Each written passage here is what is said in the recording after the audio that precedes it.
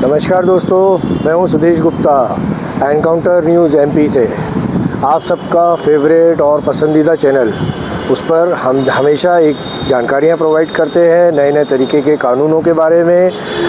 अब आज हम लेकर आए हैं आप सबके बीच में जो 1 जुलाई 2024 से भारत सरकार द्वारा नया कानून लागू किया जाना है। आईपीसी एक्ट को बदलकर अब भारत सरकार बीएनएसएस के नाम से एक नया कानून लाई है, जिसमें बहुत सारे परिवर्तन हैं। बीएनएसएस मतलब भारतीय नागरिक सुरक्षा संहिता। इस भारतीय नागरिक सुरक्षा संहिता के बारे में हम अपने विचार आदरणीय इंदौर के पुलिस कमिश्नर राकेश गुप्ता जी से जानेंगे। इस कानून को अमल लाने के लिए इंदौर पुलिस की क्या तैयारियां हैं, इंदौर पुलिस की तैयारियां किस स्तर पर हैं, क्या वो टेक्निकल हैं, किस ज़मीनी स्तर पर वो कहां खड़े। नए कानूनों को लागू करने के लिए इंदौर पुलिस पूरी तरह तैयार है। 1 जुलाई से हम इन तीनों नए कानूनों में काम करना शुरू कर देंगे। पुलिस में हमारे जितने विवेचक हैं सबकी ट्रेनिंग हमारी हो चुकी है, और कुछ कर्मचारी ऐसे बचे भी थे जिनकी ट्रेनिंग होना शेष थी, जो आरक्षक लेवल के थे। उनकी ट्रेनिंग भी लगातार हमारी जारी है। तो कुल मिलाकर हमारी पूरी तैयारी है, और नए कानूनों को हम 1 जुलाई से अपनी पूरी मेहनत के साथ उनको लागू करेंगे। एक सुनने में आया है कि एक ऐप भी लागू करा जाएगा, ई साक्ष्य करके।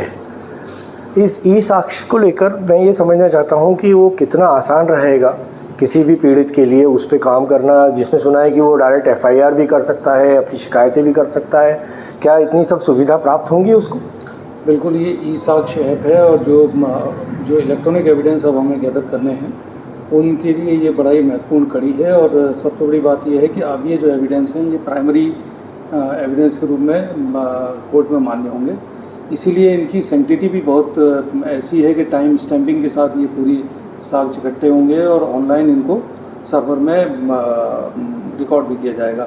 तो कुल मिलाकर एक ऐसी न्याय प्रणाली, ऐसी विवेचना की प्रणाली बनेगी जो पूरे विश्वास की धरातल पर खड़ी होगी। सोचने में ये भी आया सर, इंदौर म्युनिसिपल कॉर्पोरेशन की साइट भी, वेबसाइट भी हैक हुई थी। अगर ये हैक हो जाता है, ई साक्ष्य अगर कोई ऐप हो जाता है, तो हमारे पास में ऐसा क्या साधन संसाधन है जिससे हम आगे अपनी सुरक्षा, मतलब एक पीड़ित या पुलिस दोनों अपने आप को मजबूत समझ सकें कि कोई बात नहीं, अगर ऐप नहीं चल रहा है या कहीं पे नेटवर्क के इश्यूज़ आ रहे हैं, तो हम किस तरह से उसको मदद पहुँचा सकते हैं?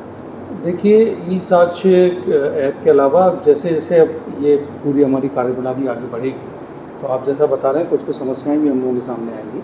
तो उसमें स्टैंड अलोन के लिए भी व्यवस्था है, जिसमें कि सिंक हम बाद में भी कर सकते हैं। तो वो सारी चीज़ें भी उसमें हैं जिनका कि हम लाभ उठा सकेंगे। तो ये भविष्य में जब धीमे धीमे काम आगे बढ़ेगा, तो कुछ आपका कहना एकदम सही है, क्योंकि समस्याएं भी इसमें आएंगी, उनका निकाल भी हम लोग नियमानुसार करेंगे। ठीक है सर, थैंक यू।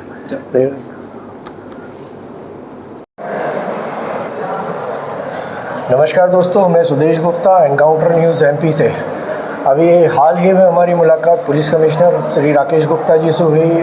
पुलिस कप्तान बहुत ज़्यादा कॉन्फिडेंट हैं। 1 जुलाई से जो नया बीएनएसएस बोले तो भारतीय नागरिक सुरक्षा संहिता लागू होने जा रहा है, आईपीसी को ओवरटेक करने के बाद में। उस नए नियमों के आधार पर उस जो नई संहिता चालू हो रही है, उसके लिए पुलिस महकमा कितना तैयार है, इसके बारे में अभी पुलिस ने हमें पूरी जानकारी दी।